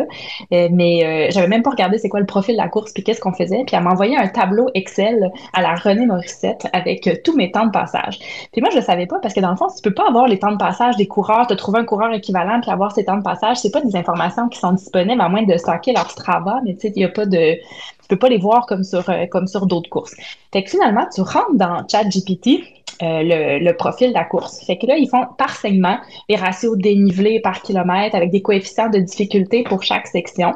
Puis après ça, eux rajoutent un coefficient d'augmentation de la fatigabilité au courant de la course. Puis après ça, eux ils ont des informations sur ben, les coureurs les plus rapides puis les coureurs les moins rapides. Puis ils utilisent quand même, je pense, un, un- des informations de l'UTMB qui sont pas accessibles pour tout le monde, puis ils te produisent après ça des temps de passage puis un estimé de ta de ton temps final de la course. Puis après ça, on peut aussi poser la question à ChatGPT. À quelle position tu penses que Julie Lesage va terminer la course? Fait que bref, la personne qui m'a donné le plus d'informations sur la course jusqu'à maintenant, c'est ChatGPT. Bon, on le remercie. Je trouve ça intéressant. Tu sais, l'IA générative a plein de bienfaits, puis c'est un outil très puissant, mais j'avais jamais pensé l'utiliser jusqu'à ce point-là. Moi, je l'avais déjà utilisé Oui. pour justement quand tu essaies de te fixer des temps de passage, puis c'est pas tant pour avoir un chrono plus que pour dire à ton crew vers quelle heure je pense passer. Puis là, tu prends, mettons, Oui. moi, le Vermont-Sang, j'avais plein de temps de passage de plein de coureurs que je pensais équivalent, mais après ça, tu sais pas si c'est un très bon coureur qui a eu une mauvaise journée ou qui a ralenti plus tard. Fait que j'avais dit à ChatGPT, voici 10 temps de passage de 10 coureurs. Donne-moi une estimée, une moyenne de tout ça. Fait que on peut l'utiliser à bon escient. Exactement. Puis en fait, tu rentres aussi tes informations, j'ai pas dit, mais tes informations comme coureur, là. Fait qu'ils vont Oui. chercher tes statistiques à toi, puis c'est quelque chose qui est pour toi. Mais ceci dit, moi, je vais pas regarder d'ici le prochain ravito, il faut que je sois rendu à telle place, mais c'est quand même pratique pour calculer un peu ton alimentation, de faire un petit plan nutritionnel, puis pour que les gens qui t'encouragent soient au bon moment, aux bons endroits. Oui, puis Oh, d'estimer des fois des durées juste entre deux ravitaux, comme tu dis, c'est pas pour ouais. se timer puis essayer d'être plus vite que prévu, c'est juste pour savoir je traîne dessus 4 gels ou 2 gels ou 2 muffins, Ouais. peu importe. Très intéressant, on remercie Chat. Toi, Alexis, de ton côté, est-ce que tu as consulté quelqu'un par rapport à la TDS? Non. Ben, j'en ai parlé rapidement avec Elliot, juste demandé avec quel soulier il avait couru plus qu'autre chose l'année qu'il a fait. Mais sinon, tu sais, j'ai eu la chance de déjà courir à Chamonix, fait que je sais un peu qu'est-ce qui est au menu. J'avais même fait une partie du parcours de la TDS, là, une brève partie, mais une des descentes. Fait que je sais à quoi ça peut ressembler, fait que ça m'a permis vraiment de me faire une tête sur l'entraînement que j'allais avoir besoin de faire. La TDS est quand même un peu particulière parce que toutes les courses de l'UTMB s'emboîtent un peu l'une dans l'autre. Fait que l'OCC est le dernier 57 km ou à peu près, sauf exception, de la CCC. La CCC est le dernier 100 km de l'UTMB. Tout le monde s'emboîte. La TDS part de complètement ailleurs. Parle-nous un peu de ce profil-là, de d'où ça part, puis à quel moment ça réembarque dans le Tour du Mont-Blanc. Ouais, c'est un point à point, ben un peu comme d'autres courses, mais où tu n'es vraiment pas sur la loupe de l'UTMB, ce qui fait que bah, tu vois autre chose, tu vois d'autres paysages. Puis c'est un parcours qui est un petit peu plus technique. Je pense, moins de me tromper, je pense que c'est sur le dernier 50 kilos où on commence à réarriver, pas exactement, là, mais comme pas loin de l'UTMB parce qu'il y a un ravito. Courmayeur ou les contamine. Là. J'ai pas encore assez étudié le parcours. Euh, qui était aussi un ravito de l'UTMB. Mhm. Fait que ça va être toute la partie avant ça est complètement différente, puis beaucoup plus technique que l'UTMB, mais encore là, on dit technique, mais beaucoup de sections qui comparées on parlait de la clinique du coureur à l'ouverture du podcast, puis ça a rien à voir le niveau de technicité entre ça, puis même la TDS, là. C'est ça, c'est pas le Maelstrom. Non, exactement. Toi, Elisa, de ton côté, est-ce que tu as consulté des coureurs, des coureuses qui ont déjà participé à l'événement? J'ai demandé à certains amis qui l'ont déjà fait, pas spécialement l'OCC là. Ensuite, j'écoute quand même pas mal de podcasts quand ça parle de ça. J'ai fait un peu comme Julie, mais j'ai pas utilisé ChatGPT, parce qu'il y a des sites internet qui sont très bien, qui font la même chose. Je pense en peut-être plus précis. Euh, Autre chose, on peut regarder les temps de passage des l'UTMB des années précédentes, au cas où. Si tu veux regarder un temps de passage sur la CCC d'une cote équivalente à la tienne, là, on a, si le dossard a bien bipé à chaque passage, là, on a les temps de passage enfin, c'est disponible sur le site de l'UTMB. Par curiosité, c'est quoi le site que tu utilises pour faire le- les estimés que tu disais, autre que ChatGPT? Ultra Pacer. OK. Moi, j'utilise Et normalement, ils ont toutes les courses. Ouais. je vais vérifier. ChatGPT, je l'ai utilisé, puis c'est quand même une bonne chose. Tu peux faire des scénarios, tu peux faire où est-ce que c'est très mauvais ou très, très bon, une très bonne journée. Ça, ça va bien. On utilise la technologie quand on peut, puis justement, tu sais, sur des épreuves comme ça, il y a beaucoup, beaucoup de données, puis des fois, il y a une grosse marge d'erreur parce que tu peux pas te fier à une seule cote équivalente à la tienne, puis te dire, tu sais, cette personne-là, as-tu été trop rapide au début, a cassé, puis des fois, on veut juste se pacer un peu, fait qu'il y a plein de beaux outils. Intéressant. Euh, Quand on parle de l'UTMB, quand on parle d'aller courir cette épreuve-là, il y a aussi une notion de voyage qui vient avec ça. Oui, voyage pour s'y rendre, mais on est dans l'une des plus belles régions de course de plein air, dans les plus belles montagnes au monde. Euh, Est-ce que vous avez des plans de voyage? Est-ce que vous avez décidé si vous allez en profiter avant, après? Donc, bref, quels sont vos plans de voyage entourant l'UTMB, au-delà même de la course, Julie? Nous, c'est 2 semaines de vacances dans les montagnes avant la course. Avant la course, parfait, ça. Oui. Alexis, de ton côté? Vacances plus après, fait que on va à partir du lundi suivant dans le Valais suisse et passer quelques jours là-bas. Passer du temps avec Hélène Michaud aussi, shout-out à Hélène, qui est une expat qui est française à la base, venue au Québec pendant une dizaine d'années, puis repartie en Europe. Donc, aller la voir puis profiter d'être là-bas. Très cool. Elisa, de ton côté, tu parlais de la famille, d'en profiter pour aller voir la famille. C'est quoi les plans? Oui, bah moi je vais rester jusqu'à début octobre. Pas en full vacances là, pas mal de télétravail, mais je vais arriver 10 jours avant, une semaine avant la course, là vraiment full congé, profiter. Et ensuite, je reste longtemps, notamment parce que j'ai les championnats du monde fin septembre qui sont en Espagne, donc j'ai pas d'intérêt en soi à rentrer là. Donc oui, ça va être surtout revoir les amis, revoir la famille, travailler et entre guillemets continuer. Pas vraiment de vacances après l'OCC quoi. Peut-être un petit quelques jours, mais après repartir à l'entraînement assez rapidement. La famille dans quel coin en France? Dans la région parisienne. Ok. C'est pas très exotique, mais mes amis, je vais plus en profiter pour aller voir mes amis qui sont un peu partout là, mais. C'est très cool ça. Toi, Guillaume, de ton côté, c'est quoi les plans voyage? En fait, je voyage avec ma copine puis mes parents. Donc, mes parents vont m'assister sur la course. Puis, en fait, on va arriver quelques jours avant pour profiter de Chamonix, voir les courses. Je suis quand même un fan de photographie, fait que on va se promener un peu, faire de la photo. Puis ensuite de ça, ça va être 2 jours, un petit peu plus que ça, en Suisse. Fait qu'on va se promener un petit peu, puis on va revenir. Mais j'ai déjà pris quelques vacances au cours de l'année, fait que j'ai pas, j'aurais aimé ça rester plus longtemps, mais malheureusement, je peux, je pouvais avoir environ une semaine et demie là, à Chamonix. Sur lesquels de cette semaine et demie-là, il y a 48 heures où tu vas être dédié à la course. Je dis pas que ça va Ouais, prendre 48 heures, mais c'est ça. il y a un gros bloc là, puis après ça, la journée suivante, c'est rare que c'est là qu'on va se lancer dans des longues randonnées.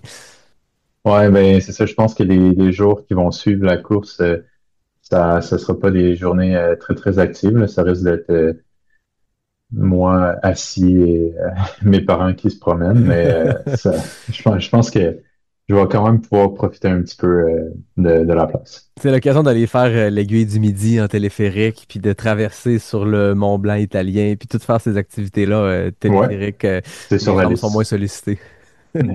Exact. Parlant de voyage, j'ai la chance de compter sur Elisabeth Petit et Francis Boutin comme partenaires de la série, un couple de trailers ultra nomades, vous les avez déjà entendus sur le podcast, qui parcourent le monde. Ils ont tout lâché ce qu'il y avait ici au Québec. Ils ont vendu toutes leurs possessions. Ils ont pris leur retraite dans la quarantaine et ils sont partis. Donc, ils ont participé à l'UTMB. Puis partout dans la série, ils vont vous donner des conseils. Donc, on écoute une courte capsule d'Elisabeth et Francis, puis on s'en repart de l'autre côté. C'est la capsule Ultra Nomade présentée par Elisabeth Petit et Francis Boutin, un couple de trailers ultra nomades qui sont présentement à l'île de Bornéo. Dans ces capsules, ils vont vous parler de voyage et ils vont vous partager leurs astuces de trailers d'expérience. Elisabeth, Francis, vous avez déjà participé à l'UTMB. Quels sont vos conseils pour les Québécois qui vont se lancer sur la trotte autour du Mont-Blanc? Salut Yannick! Salut Yannick! Alors voici notre premier conseil pour les Québécois et les Québécoises qui vont s'élancer sur les sentiers de l'UTMB. Pensez arriver 1 semaine ou 2 semaines d'avance pour profiter au maximum de l'événement. Notamment la semaine avant les courses, c'est le festival de l'UTMB.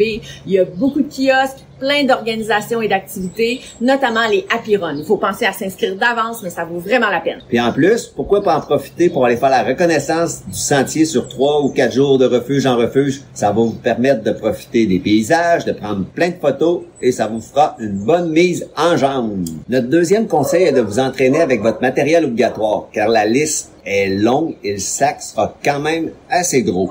C'est pas le temps d'économiser sur les grammes parce que, en fait, le kit canicule et le kit hivernal peuvent vraiment vous permettre de finir votre course. Par exemple, nous, en 2023, quand on a fait la CCC, le départ de la TDS s'est fait avec le kit hivernal et notre départ avec le kit canicule. Ça change vraiment vite. Apportez pas votre épicerie dans votre sac à dos. Les ravitaux sont vraiment complets. Vous allez y trouver tous les produits, tout ce que vous avez besoin, autant en liquide qu'en solide. Et vous avez aussi tous les produits NAC que vous connaissez déjà, que vous allez pouvoir prendre à chacun des ravitaux. Troisième conseil. On vous suggère de prendre bien votre place sur le départ de la course de la CCC, car après les 4 premiers kilomètres de route, vous tomberez en single track avec 2000 coureurs et coureuses. Et s'il faut bien s'entraîner pour le monter, il faut aussi bien s'entraîner pour les descentes.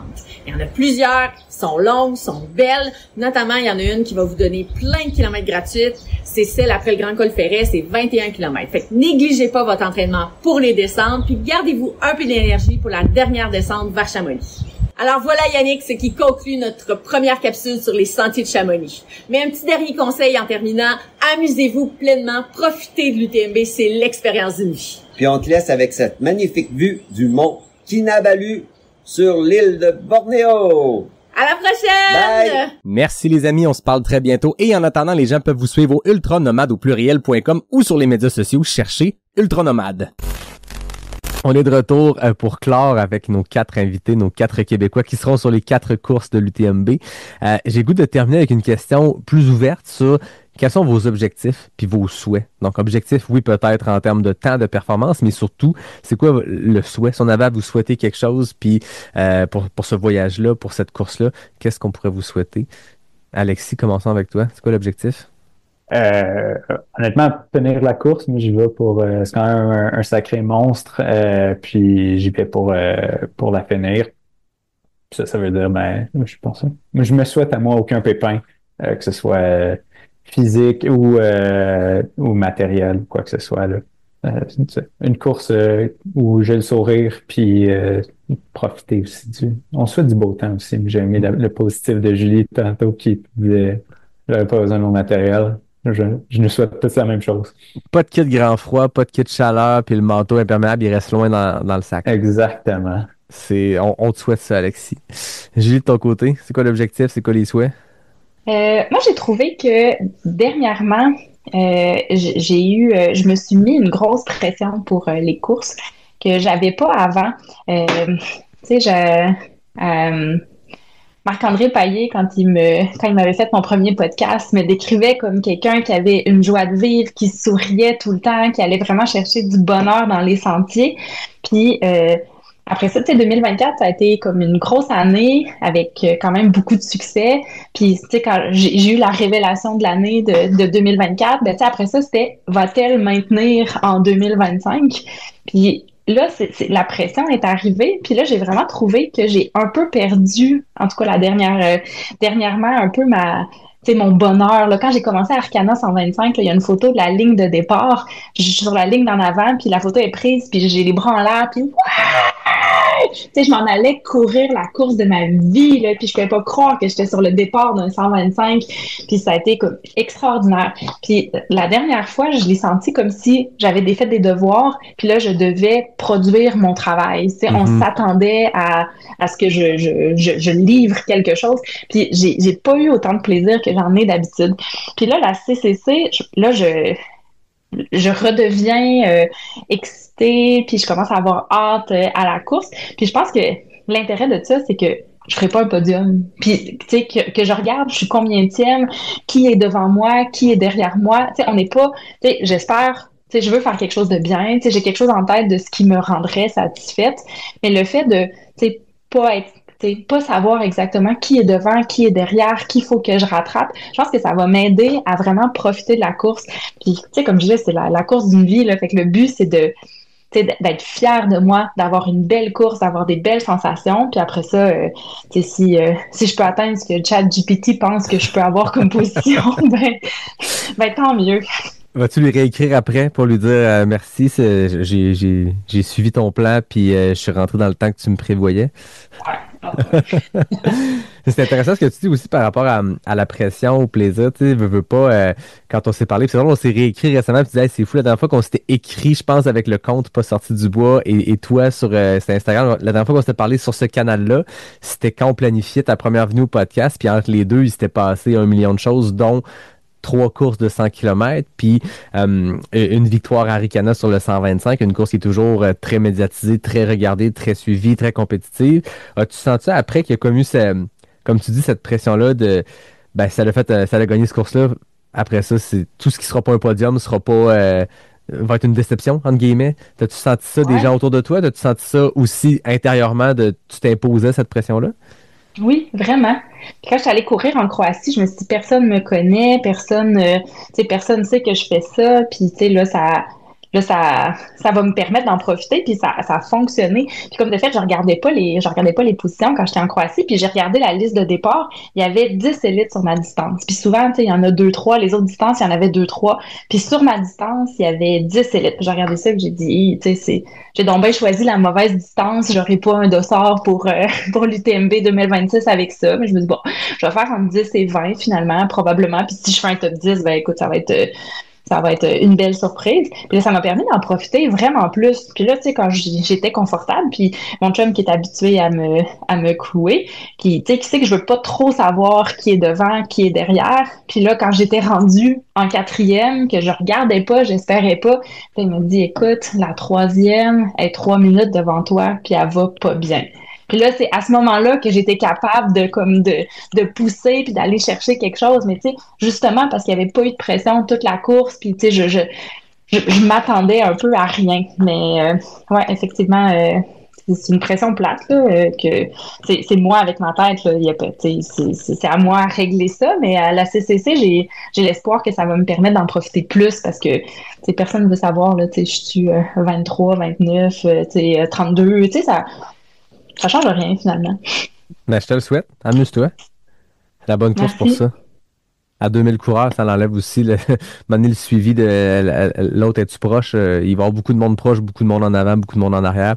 Mais shout-out à le monsieur français dans la première montée qui avait dit au groupe autour, « Hey les gars, à la vitesse où on monte en ce moment, on est sur un pace de top 500. » Puis j'étais comme, « Mais qu'est-ce que ça veut dire? » Ça me fait toujours sourire quand je pense à ce monsieur-là qui était comme « Yes! On est sur un bon pace pour le top 500. » Fait que je te souhaite le top qui te souhaite. Un top 500, ça va être Et là là.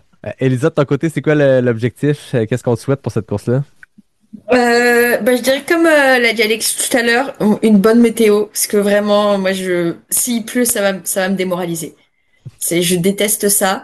Donc vraiment, je pense une bonne météo. Juste à tout le monde, souhaiter ça à tout le monde, une bonne météo. Ensuite, vraiment finir la course, prendre du plaisir sur 57 km, même si je pense pas que ça sera le cas, mais prendre un maximum de plaisir. Et après, comme je sais que le podcast ne sort qu'à une semaine de la course, j'ai quand même un côté très performance là. Donc en regardant un peu les index UTMB, je me dis si tout va bien, que ça va mal devant, parce que c'est aussi ça là. J'aimerais potentiellement essayer de viser le top 10. Donc voilà, mais ça c'est vraiment si tout va bien et que moi je vais bien et que devant ça craque aussi. Mais je dirais surtout avoir une belle course là, aller au bout en souffrant mais sans non plus trop souffrir quoi. Garder un bon souvenir et pouvoir profiter du reste des courses. Ben, c'est parfait. Puis de pouvoir aussi explorer cette zone-là que tu n'as pas encore vécu, les premières heures je sais pas c'est quoi ton chrono le plus long pour une course, le plus longtemps que tu as été en compétition, mais là, clairement, avec un OCC, tu vas dépasser ce moment-là. Fait que de t'amuser dans cette nouvelle zone grise. Ben non, non, parce qu'en fait, j'ai fait la clinique du coureur le 50 il y a 2 ans Ah, c'est vrai? et c'était horrible. Et je Ça va pense être une longue que journée? ouais, je pense que je vais faire l'OCC plus vite que ça. Ah, bon, ben, ça sera des nouveaux. Ça sera en termes de kilométrage qu'il y aura cette nouvelle Ouais, zone grise-là. kilométrage et dénivelé où ça va être très long, mais voilà. Parfait, on te souhaite tout ça. Puis rappelle-moi sur les championnats du monde, tu vas faire quelle épreuve? Parce que, encore là, je veux pas te gêner, mais ça reste que tu avais remporté et le vertical et le up and down au défi des couleurs l'an passé. Et tu avais obtenu une place aussi, si je me trompe pas, dans l'équipe pour le 50. Fait que, finalement, tu fais quelle distance au championnat du monde? Je fais les courses de montagne, donc Ok. kilomètre vertical et up and down. Le même combo qu'au défi des couleurs. Ouais, exactement. Très cool. Fait que tu vas avoir le temps de récupérer pour ça de toute façon. 3 semaines, ça se gère bien. Oui, non, je sais que je peux vraiment être fracassé de l'OCC et ça devrait aller pour le championnat du monde. On te souhaite d'être fracassé sans aucun bobo. Juste des quads bien raides le lendemain, c'est bon signe. Ça va vouloir dire que tu vas avoir tout donner. Guillaume, de ton côté, c'est quoi l'objectif? Qu'est-ce qu'on te souhaite? Ben, c'est sûr que l'objectif principal, c'est de finir la course. Ça va être mon premier 100 miles. J'ai jamais fait autant. La plus longue distance que j'ai faite, c'était le 125 à Arcana l'année passée. Fait que je me lance vraiment dans l'inconnu. J'espère réussir à finir la course avec des bonnes sensations. Souvent, le problème pour moi, c'est la digestion. Là. À Arcana, j'ai été malade une bonne partie de la nuit, puis c'est un peu plate, là. Fait que j'aimerais ça tu sais, ne pas être malade, réussir à bien finir la course, puis tu sais, c'est vraiment être fier de moi au final, là.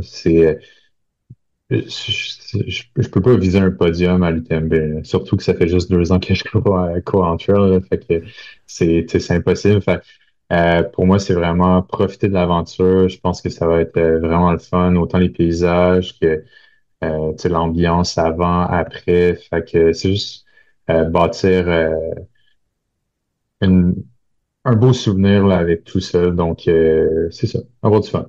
Ben écoute, L'objectif principal. on t'en souhaite. La seule question, c'est peut-être le seul à qui je vais la poser, celle-là.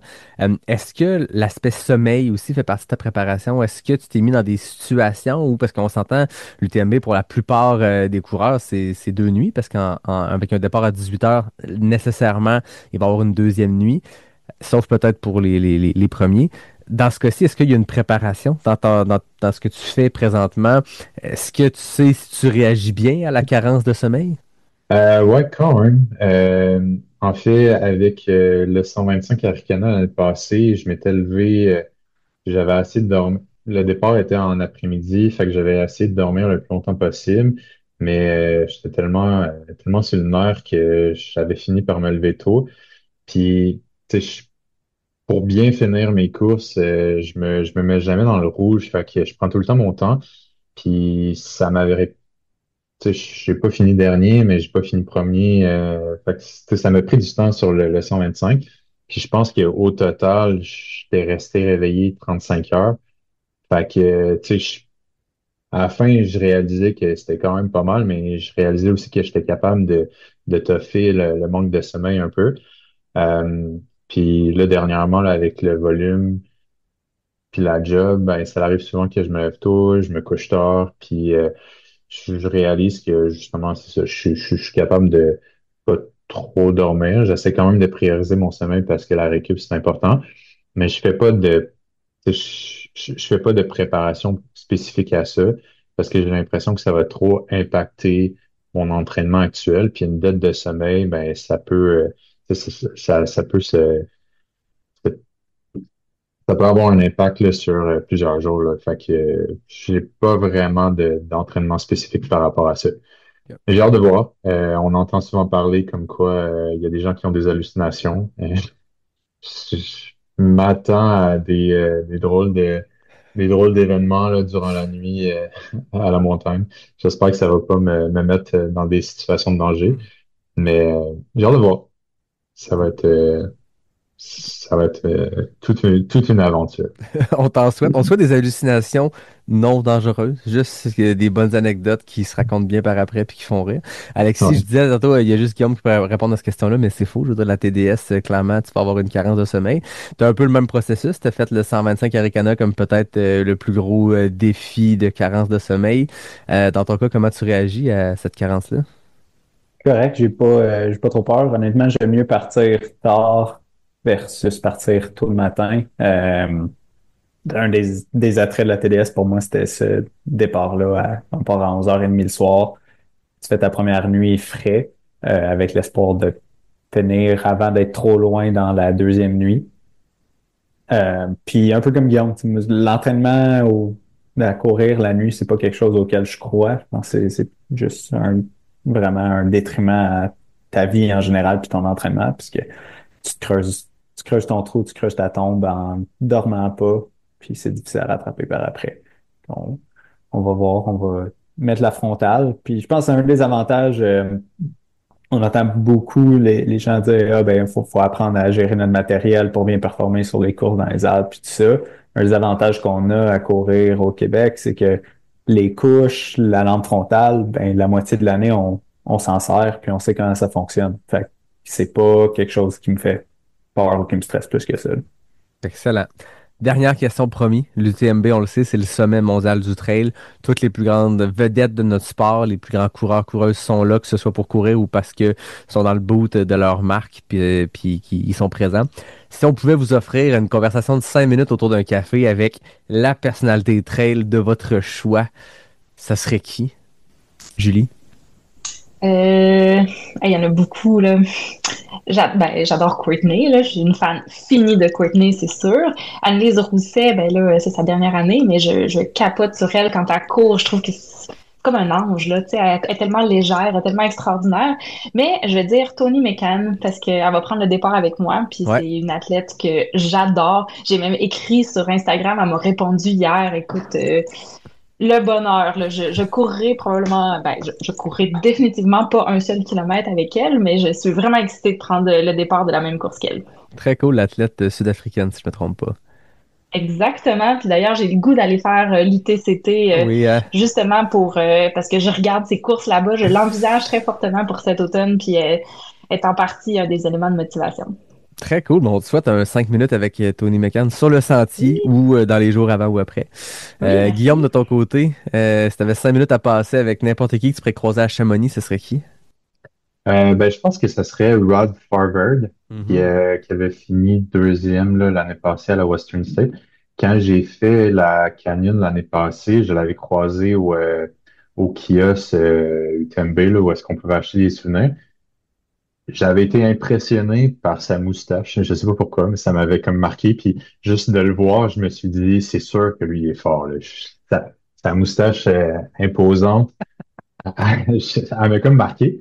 Puis en fait, c'est lui qui avait gagné la course, le 100 km à ce moment-là.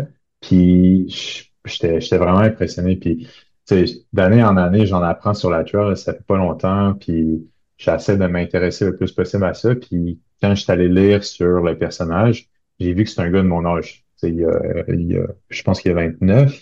J'ai 29 moi aussi.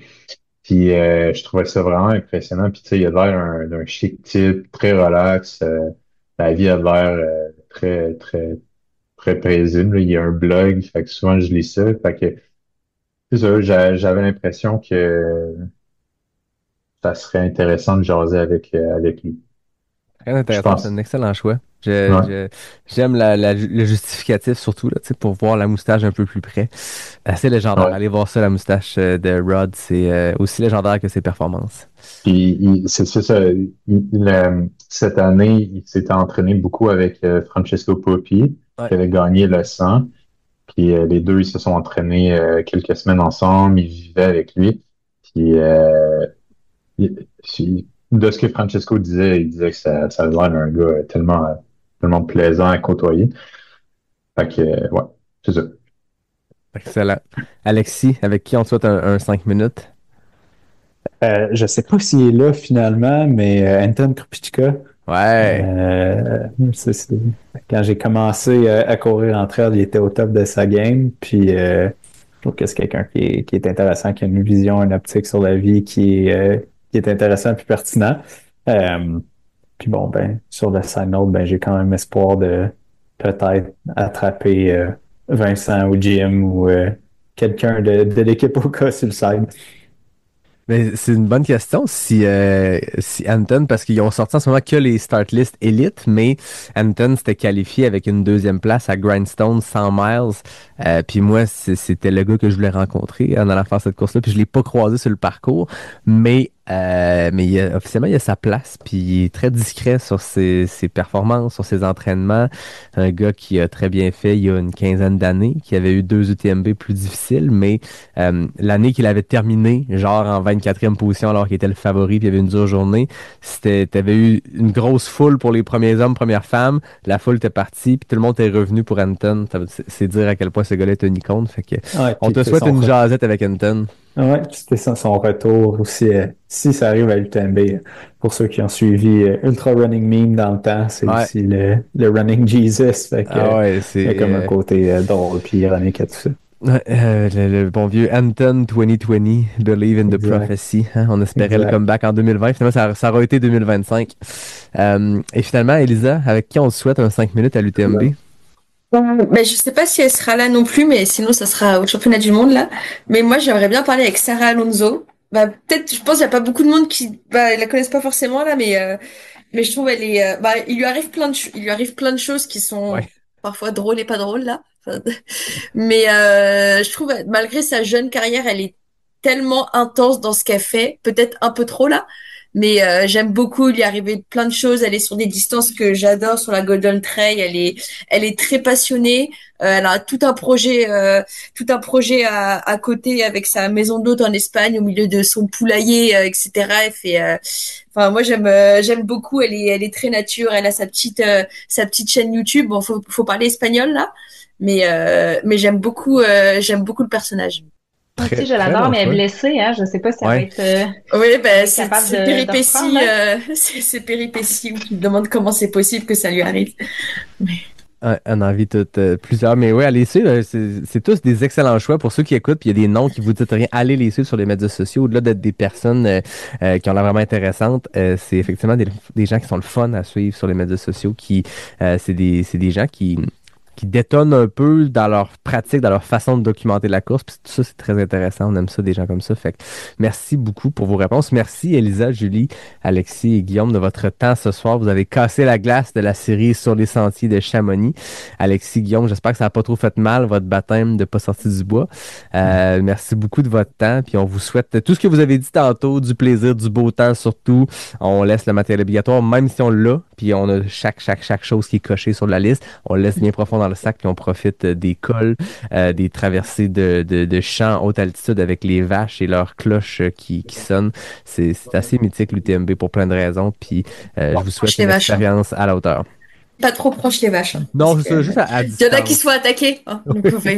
Faut faire attention. Il n'y a pas de bear spray dans le matériel obligatoire. Il faudrait qu'il y ait quelque chose pour les vaches, mais vous avez tous des bâtons sauf Elisa. Fait que les autres, vous êtes corrects. Elisa, ben, c'est sa vitesse qui va faire qu'elle ne se fera pas pogner par une vache.